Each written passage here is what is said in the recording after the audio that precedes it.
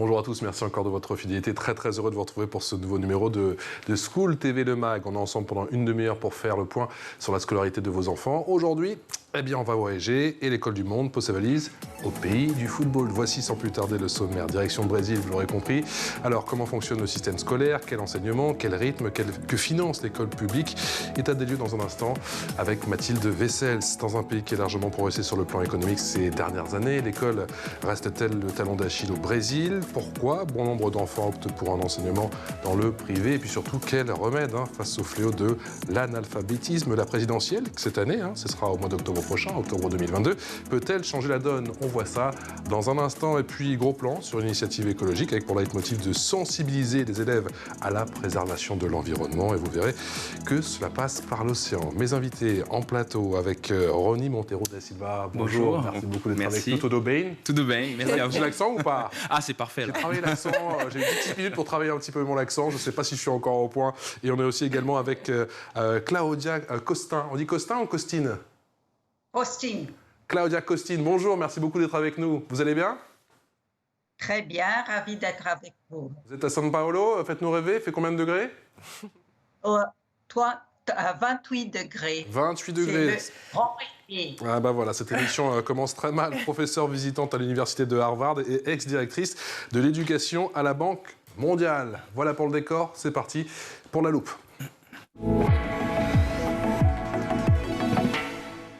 Alors, comment ça marche ce système, ma chère Mathilde, ce système scolaire au Brésil? Eh bien déjà, première chose à savoir, l'éducation est régulée par le gouvernement fédéral qui établit les règles de base du système éducatif. Ça veut dire, en gros, que ce sont les gouvernements locaux qui organisent les programmes pédagogiques. Pour ce qui est de l'organisation, vous le voyez, à titre comparatif par rapport à d'autres pays, et dont la France évidemment, l'enseignement est obligatoire, lui, à partir de 6 ans jusqu'à l'âge de 14 ans. Il se divise en 3 phases, l'éducation infantile, l'enseignement fondamental, à cheval entre notre école primaire et notre collège, et puis enfin l'enseignement moyen, qui correspond à notre lycée. Pour entrer plus en détail, l'école maternelle n'est pas obligatoire. L'école, donc, comme je disais, elle est rendue obligatoire à partir de 6 ans. L'enfant débute alors le primaire et le collège. Ensuite, le lycée, comme nous, débute à l'âge de 15 ans, mais il n'est plus obligatoire. Dans le public, les élèves ne peuvent redoubler que 2 fois, la 3e et la seconde, je pense qu'on en parlera tout à l'heure.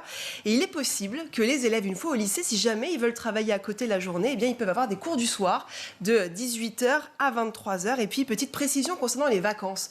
Les saisons sont inversées, vous le savez évidemment, Patrice. Donc, les vacances d'été ont lieu en hiver. Donc, c'est c'est décembre-janvier. Et donc, la rentrée, si vous voulez, c'est au mois de février. Beaucoup de volume aujourd'hui, je vois là. Oui, vous voyez, je remets un peu mes cheveux. Voilà, vous êtes jaloux, c'est pour ça. Ah oui, j'ai un gros problème capillaire, ça c'est pas un secret, mais j'ai vu qu'on est en mode Brésil aujourd'hui. Ça s'organise comment l'école durant la journée au Brésil? Alors le Brésil, attention, chose importante à savoir, compte plus de 58 millions d'élèves. Pour relativiser, il y a quand même à peu près 216 millions d'habitants au Brésil, donc forcément, voilà. Les classes, elles sont plutôt surchargées, 40 à 50 élèves par classe. Alors il y a tellement d'élèves d'ailleurs que le Brésil manque d'infrastructures pour les accueillir toute la journée. Donc finalement, eh bien, les élèves ont cours seulement 4 heures par jour, du lundi au vendredi, soit le matin de 8h à midi ou alors de 13h à 17h. Et alors le reste de la journée, on fait quoi? On joue au foot? Eh bien, ils font du sport. Alors ils jouent au foot évidemment, puisqu'on le sait, c'est la religion du Brésil. C'est ça. Ils font de la danse, des activités, mais c'est vrai qu'il y a une grande disparité entre les classes populaires et puis plus riches, puisque les enfants qui sont dans les zones un peu défavorisées rurales sont un peu livrés à eux-mêmes. Quid des études supérieures? Eh bien, pour accéder à l'université, l'élève passe un examen d'entrée, ça s'appelle le vestibular. Je pense que je le dis très mal, mais c'est pas grave. Todo bem. Il faut savoir que les universités publiques sont très sélectives, et on va en parler après, mais les écoles privées sont un peu mieux, parce que voilà, l'école publique, on va dire que c'est pas... C'est compliqué, le niveau c'est si mauvais que ça? Alors... De ce que j'ai un peu regardé, vous nous le confirmerez peut-être tout à l'heure, mais le niveau est assez médiocre. Dans le public, effectivement, faute de moyens, le niveau des professeurs n'est pas extraordinaire. Le nombre d'élèves par classe joue aussi. 50 élèves, c'est pas simple. Ouais. Le problème aussi, c'est que l'école privée, ça a un coût. 230 à 670 € par mois pour les parents. Le salaire moyen, lui, il est de 700 € au Brésil. Donc voilà. Beaucoup de disparités au sein de la société brésilienne, on va en parler, effectivement aussi les disparités au niveau géographique, et ça se retranscrit, ça se traduit aussi à l'école? Alors il y a quand même une certaine amélioration sur ces dernières années, mais le Covid est passé par là. D'après les dernières données officielles, en 2021, 40% des enfants de 6-7 ans sont illettrés au Brésil. Plus de 66% depuis le Covid, c'est absolument énorme. En cause, la fermeture des écoles, évidemment, qui a fait que creuser les inégalités. Il s'agit du pire chiffre depuis 2012. Et puis, les inégalités passent aussi par la couleur de peau des enfants. 47% des enfants noirs ne savent ni lire ni écrire. 44% pour les enfants métis et 35% pour les enfants blancs. Merci beaucoup, ma chère Mathilde. On creuse tout ça dans l'expression orale.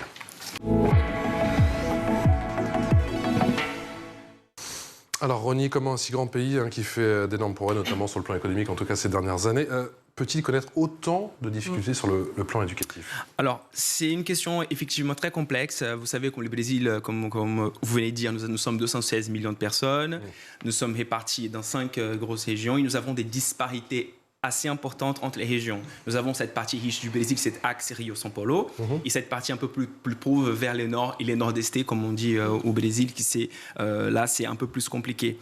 Les soucis aujourd'hui, dans mon avis, moi, heureusement, j'ai eu cette chance, grâce à mes parents, d'aller dans un lycée privé, malgré que je sois né dans une banlieue à Rio. Et je vois vraiment cette disparité entre d'abord cette éducation des bases, ça veut dire de la maternelle, comme on dit, jusqu'à les lycées, entre les privés et les publics. Et c'est vraiment les publics aujourd'hui au Brésil, dans sa grande majorité, c'est assez médiocre. Et ces enfants, ils ne peuvent pas avoir un accès, on va dire, juste à la université publique, via les concours. Ces difficultés, Claudia Costin, ça s'explique essentiellement justement par la démocratisation de l'enseignement qui est intervenue dans les années 90 avec du coup l'école obligatoire pour tous ses élèves? Oui, c'est important de comprendre que le Brésil a seulement universalisé, je ne sais pas si ce mot existe en français, l'accès à l'école à les premiers 10 ans du siècle 21. Alors, l'éducation des parents a une influence très grande sur l'éducation des enfants. Et on a payé un prix pour avoir tardé tellement pour donner l'accès à tous les enfants à l'école. Oui, ces chiffres disent quelque chose d'important, mais dans les années plus récentes, le Brésil a commencé à améliorer l'apprentissage à l'école publique. Et c'est important que les gens comprennent que 83% des étudiants brésiliens sont à l'école publique au Brésil. C'est pas qu'il y a, comme aux États-Unis, par exemple, une partie importante des jeunes qui sont à l'école privée. Les inégalités sociales se transforment en inégalités éducatives aussi, mais on a eu des améliorations justement avant la Covid. La Covid a joué un rôle très nocif en faisant que les différences ont été agrandies d'une façon très importante. Et c'est encore le cas aujourd'hui, Claudia Costin? C'est encore le cas aujourd'hui, la situation épidémique? On a retourné aux classes, on a terminé les vacances d'été, et alors on a retourné aux classes ce mois de février, et la plupart des États ont déjà retourné. Et on fait des évaluations pour savoir combien de pertes d'apprentissage on a eu, et c'est terrible. Les écoles maintenant s'organisent pour assurer quelque apprentissage. Un donné nouveau qu'on a, c'est que les lycées, comme vous l'appelez, maintenant, une partie importante commence à se transformer en école en temps intégral, toute la journée de classe. D'accord. Ce qui va aider on parlait justement de cette situation sanitaire qui a impacté le monde entier. Est-ce que l'impact est plus fort chez les filles que chez les garçons en termes de déscolarisation? C'est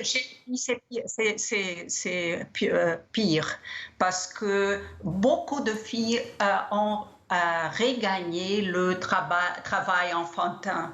On a eu ici au Brésil, dans le passé, des travails des enfants.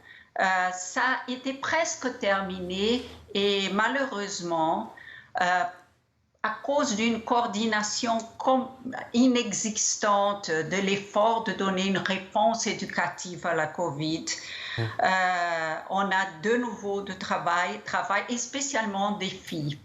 Ronnie, vous confirmez? Absolument. En fait, je vois en plus une évasion scolaire assez forte dans les milieux qui sont plus défavorisés. Et cette évasion scolaire, elle commence déjà dans un premier temps, et ça, c'était accentué par la COVID, par cette besoin de travailler, aider ses parents. Ah oui. Bien sûr. C'est les gens, il faut se nourrir. On a deuxièmement pas vraiment un intérêt en fait des élèves de poursuivre ces études parce qu'ils ne voient pas trop de perspectives. Et troisièmement, là je parle pour les filles, il y a aussi une partie liée à la grossesse trop précoce de ces filles. Ah oui. Ah oui. Les garçons qui doivent parfois chercher un travail et les filles avec des grossesses précoces. Absolument. C'est encore le cas aujourd'hui? C'est encore le cas aujourd'hui. Et, moi, encore une fois, je vois dans mon école qui était un lycée privé, par contre dans un endroit, on va dire, pas très favorisé à Rio. Oui. Et je vois que même dans ma classe, c'était en 2008, on a eu déjà... malheureusement, ces filles qui sont tombées enceintes trop précocement. Et maintenant, avec les Covid, je pense que la situation liée au travail, surtout, c'est pire. D'accord, Mathilde. On a l'impression que c'est un peu le serpent qui se mord la queue au Brésil. Il n'y a pas d'ascenseur social. C'est-à-dire que les enfants qui naissent dans des familles pauvres restent pauvres parce qu'ils n'ont pas accès vraiment à des écoles de qualité et ne peuvent pas faire d'études et devenir médecins, par exemple. Exactement. Et ça, c'est un gros problème. Et moi, je m'estime chanceux parce que je peux casser cette chaîne grâce à mes parents parce qu'eux, ils ont eu des visions pour investir tout l'argent qu'ils avaient pour que ma sœur et moi, on puisse avoir un accès à l'éducation. C'est au prix d'énormes sacrifices, j'imagine. Énorme. C'était vraiment pour payer les mensualités qui étaient vraiment hors budget, maintenir un certain niveau de notes parce que j'étais aussi boursier en même temps. Alors ça, c'était vraiment un grand défi, mais comme vous dites, les systèmes éducationnels sont faits pour que les pauvres restent pauvres et les riches s'enrichissent encore plus. Claudia Costin, dans les faits, vous parliez justement d'universalisation tout à l'heure, mais dans les faits, au Brésil, eh bien, clairement, la scolarisation n'est pas universelle. D'après un chiffre officiel, un jeune sur 5 de 15 à 17 ans ne va plus à l'école. C'était les chiffres il y a 10 ans. Est-ce que c'est encore le cas d'après vous aujourd'hui? Ce qui se passe, c'est l'universalisation de ce qu'on appelle fondamental, l'enseignement fondamental, de premier grade jusqu'à le 9e grade. Oui, on a là-bas encore tous les enfants à l'école. Quand on parle de lycée, alors non. Mais même là-bas, on a eu des progrès importants dans les dernières années. Si on compare par exemple 2021 avec 2012, on avait en 2012 52% des jeunes en âge d'être au lycée, de terminer le lycée, qui avait conclu le lycée. Oui. Et en 2012 et en 2021, c'était déjà 69%. Alors, on a eu des progrès très lents, mais on a eu des progrès. L'important maintenant, c'est d'éviter de construire ce qu'on appelle ici des balles d'argent ou quelque chose de magique pour résoudre les problèmes éducatifs et de poursuivre de bonnes politiques publiques en éducation parce que d'une façon ou d'autre, on était en train d'évoluer à l'éducation publique. On a un examen chaque 2 années et à chaque année, le primaire amélioré, avait des résultats meilleurs dès que l'examen a été établi en 2000. Et à la secondaire inférieure, ce que vous appelez de collège, oui. On a eu des progrès dans les 5 derniers examens. Et maintenant, finalement, en 2019, on a eu des améliorations aussi à la fin du lycée. Alors, il y avait un progrès très lent jusqu'à la COVID, mais il y avait. Ce qu'on doit faire, c'est accélérer le pas, parce que le Brésil ne peut pas être tellement inégale du point de vue éducatif et avec des résultats si moches. Rony Monteiro da Silva, on parlait de la structure étatique au Brésil qui est totalement différente de ce qu'on connaît nous en France, effectivement, parce que là-bas, c'est fédéral. Dans quelle mesure cette structure fédérale aggrave-t-elle ces problèmes ? Alors, déjà, il y a aussi un souci le Brésil, c'est une république fédérative, un peu comme les États-Unis. Par contre, il y a beaucoup moins de différences entre les constitutions d'État. On va commencer par ça.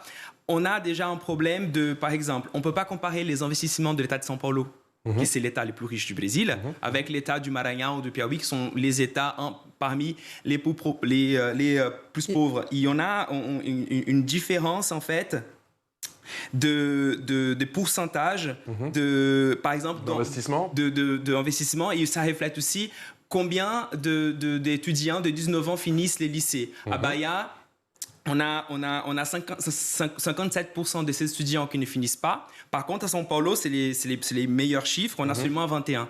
Et cette structure n'aide pas. Et moi, je me permets d'ajouter aussi, parfois, il y a des conflits entre les pouvoirs centraux et les différents partis de gouverneurs de chaque État. Et ça peut diminuer aussi les investissements inclus en éducation. Claudia ? Sur cette structure fédérale, justement, est-ce que cette structure qui, je le rappelle, chez vous, c'est un petit peu particulier, qui est à 3 échelons, à 3 niveaux, est-ce que cela aggrave justement ces disparités ? On rappelle que ce sont essentiellement les municipalités qui gèrent effectivement ces écoles. Oui, on a des problèmes à cause d'être une république fédérative si grande, parce que c'est pas seulement qu'on est une fédération, c'est que c'est un pays très inégal et grand et divers de tous les points de vue. On a même une éducation indigène, comme on dit ici au Brésil, où les autochtones, je ne sais pas le langage précis en français. C'est ça. Mais il y a des choses drôles. René, Teresina, qui est la capitale de Piauí, a une éducation de meilleure qualité vis-à-vis l'apprentissage que São Paulo. Ils investissent moins, mais ils ont une éducation. La meilleure capitale au Brésil, c'est Teresina. La meilleure ville est de Ceará, qui est un État pauvre dans une ville de 150 000 habitants, qui est relativement pauvre. Alors, c'est les comparations, si on regarde à la moyenne, oui, le sud et le sud-est sont meilleurs, mais on a des bons exemples et le Brésil doit apprendre avec le Brésil, avec les choses qu'on fait déjà qui sont bonnes et devraient contaminer le reste du pays. Vis-à-vis le lycée, par exemple, le meilleur exemple est de Pernambuco, où on a une école, pas une journée de 4 heures, mais de 8 heures, très bien organisée. Et ils étaient, l'État de Pernambuco, ils étaient le dernier dans le ranking de PISA. Et maintenant, ils sont le 3e, même s'ils ont un niveau socio-économique bien pire que São Paulo, que Goiás et des autres États. Alors, c'est un pays complexe et la solution pour l'éducation va être aussi très complexe. Rony, je vous laisse répondre. Oui, en fait, je suis tout à fait d'accord avec vous, Madame Consting, et c'est intéressant parce que mes parents viennent du Piauí. Alors, je vois cette différence que je suis d'accord. Dans la moyenne, vous avez bien dit, sur la partie sud, sud-est et nord-est, mais il y a aussi, pour ces petits exemples, qui on va dire qu'on comprend que c'est drôle, on va dire, je pense qu'il y a aussi une volonté politique des gouvernements locaux qui ont vu l'éducation comme la seule issue pour résoudre les problèmes. Et je pense que c'est ça, en fait, qui fait cette différence de voir des excellentes écoles, comme vous avez dit, au Ceará, au Pernambuco, ou même en Teresina, pour y voir cette différence entre des États soi-disant plus riches, mais qui n'investissent pas autant ou qui ne veulent pas investir autant. Quel est le poids du clientélisme et de la corruption ? On n'en a pas parlé. C'est terrible, terrible. Un des grand problème qu'on a au Brésil, c'est le clientélisme et travesti en combat à la corruption. C'est drôle parce que le plus les gouverneurs et maires sont corrupts, le plus ils parlent contre la corruption. Ce qui change au Brésil, et Rony a parlé de ça très rapidement, c'est quand il y a un effort de faire une bonne administration, une bonne gestion des politiques publiques, de la politique éducative. Et ce n'est pas tous les gouverneurs, ce n'est pas tous les maires. Et surtout, dans ce temps qu'on vit maintenant au Brésil, c'est parce que le gouvernement fédéral fait, malheureusement. Rony Monteiro da Silva, finalement, les élus préfèrent parfois construire des ponts ou des routes plutôt que mettre l'argent dans les écoles. Et oui, et en plus, ça c'est... Quand on trouve l'argent, je dis bien. Exactement. Je comprends très bien que les infrastructures sont nécessaires. Il y a des investissements spécifiques qui sont nécessaires, mais je pense que ça n'attaque pas, on va dire, à la source du problème. Parce que si on a une éducation forte, on aura forcément une meilleure sécurité, on aura forcément une meilleure distribution des revenus. Et je pense que c'est ça, en fait, que nos politiciens aujourd'hui, ils n'ont pas encore compris. L'info en plus avec Mathilde.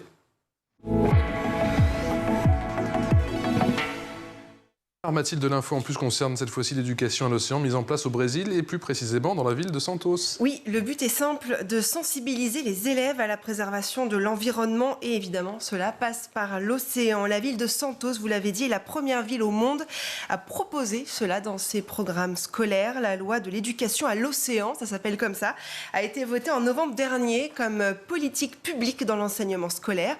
Comme l'explique d'ailleurs le maire de la ville, alors je vais écorcher son nom mais c'est pas grave, on a l'habitude, Rogério Santo. La ville se situe... Merci. Se situe entre deux écosystèmes importants, l'océan Atlantique et la forêt atlantique. Et comme l'explique également un professeur brésilien, il dit, je le cite, « Cette loi garantit le droit de tous les enfants et jeunes de la ville à avoir accès à des connaissances sur l'océan. En ayant des connaissances, ils deviendront des citoyens et des professionnels qui pourront avoir des comportements et des actions plus durables. » Une initiative largement saluée d'ailleurs par l'UNESCO qui a demandé aux États d'inscrire l'éducation à l'océan dans les programmes scolaires d'ici 2025. C'était à l'occasion du One Ocean Summit qui s'est tenu il y a quelques jours. Claudia Cossin, est-ce que la question écologique, la transition écologique, est-ce qu'elle a sa place en ce moment au Brésil? Oui. L'intéressant, c'est qu'après de plusieurs années qu'on a approuvé notre constitution, où on établit que c'est très important de construire le curriculum, je ne sais pas le mot en français exact pour ça, notre guide d'études, ce que doit étudier chaque enfant au Brésil. On a approuvé notre nouvel curriculum et le curriculum établit qu'on doit apprendre à respecter l'environnement et préparer les enfants pour une citoyenneté mondiale. Ce qui demande de regarder à notre océan on a un grand océan, des grandes plages au Brésil et aussi la forêt, pas seulement la forêt atlantique comme à Santos, mais la forêt amazonique, ce qui est très important, où on a aussi dans la forêt des lycées maintenant établis où on donne des classes par télévision parce que c'est l'unique façon d'arriver à des populations où on n'a pas suffisamment de professeurs et tous les enfants, les jeunes ont le droit d'étudier. Rony, la question sur la transition écologique, est-ce qu'elle est en vogue notamment chez les jeunes générations au Brésil? En France, c'est le cas, on en a parlé effectivement avec Mathilde, il y a plusieurs écoles qui sont nées ici en France justement, et avec ce prisme justement, on arrive à rescolariser les enfants. Est-ce que ça peut marcher au Brésil? Écoutez, je pense que oui, c'est que Mme Cossin vient de dire, je suis tout à fait d'accord parce que je vois même, dans mon ancien lycée, ces basculements sur l'importance de l'environnement. Et encore une fois, on n'en parle pas que des biomes de l'environnement au Brésil, mais aussi cette sensibilisation de citoyens du monde et qu'est-ce qu'on peut faire nous-mêmes. Les tri, par exemple, dans mon école aujourd'hui, je l'ai visité, là, ça fait un maintenant. Ils ont fait maintenant un tri. Les enfants, ils sont sensibles à ça. Ils ont compris qu'il faut vraiment laisser une meilleure monde pour ses enfants et ses petits-enfants. Voilà. La prochaine présidentielle, j'imagine que les débats sont assez animés au Brésil. Claudia Costin, est-ce que l'éducation, justement, peut se faire une petite place au sein des débats? Oui, bien sûr. Parce que là-bas, quelque chose de complètement différent s'est passé au Brésil. Au Brésil, on ne paye pas tellement d'attention à l'éducation. Mais maintenant, on a une société civile très active vis-à-vis de l'éducation, des organisations de la société civile qui pressionnent pour qualité en éducation et pour équité ou égalité. Et ça va changer beaucoup les choses. Il y a un mouvement qui s'appelle Tout pour l'éducation, qui joue un rôle très important vis-à-vis de cette question. Et on se prépare pour les débats électoraux qui vont se passer en peu de temps. Le climat est terrible, on est très polarisé. L'extrême droite a un programme que je dois avouer qui est très idéologique, au pire sens du mot. Mais aussi, il y a des autres partis, soit de droite, soit de gauche ou de centre, qui demandent une éducation de qualité et qu'on crée un système éducatif national comme on a fait dans le passé à la santé. On a créé un bon système de santé publique et maintenant il faut créer un système où il y a une coordination bien meilleure qu'on a eue jusqu'ici. Mathilde ? Oui, ça concerne l'avenir. Est-ce que vous avez de l'espoir concernant les inégalités au Brésil? Est-ce que par l'école, on pourra avoir des enfants qui pourront bénéficier de ce fameux ascenseur social? Bon, Mathilde, je suis une personne optimiste. Je suis née comme ça. Je sais que j'ai déjà 66 ans et j'ai vu beaucoup de choses changer pour le mieux au Brésil, spécialement dans le domaine de combattre le travail des enfants, d'assurer que tout le monde soit à l'école, que les taux d'apprentissage améliorent. Alors, je crois l'éducation va changer et va pouvoir devenir un ascenseur social. Ça va prendre du temps. Peut-être mes grands-enfants vont voir ce Brésil transformé. C'est tout ce qu'on espère. Un petit mot de conclusion, vous aussi, s'il vous plaît, René. Il y a eu Lula, il y a eu Rousseff, il y a eu Bolsonaro. Il y a eu Temer avant. Et Temer aussi. Temer, c'était le vice-président de Dilma, ouais. Et il mettait un Bolsonaro. Ouais. Le prochain, il peut mettre justement... effectivement, plus en relief justement la question éducative, où il y a bien d'autres problèmes, parce qu'effectivement, sur le plan économique, c'est aussi compliqué. Écoutez, je partage l'avis de Mme Costin, je suis aussi très optimiste. Je pense qu'il faut avoir de l'espoir.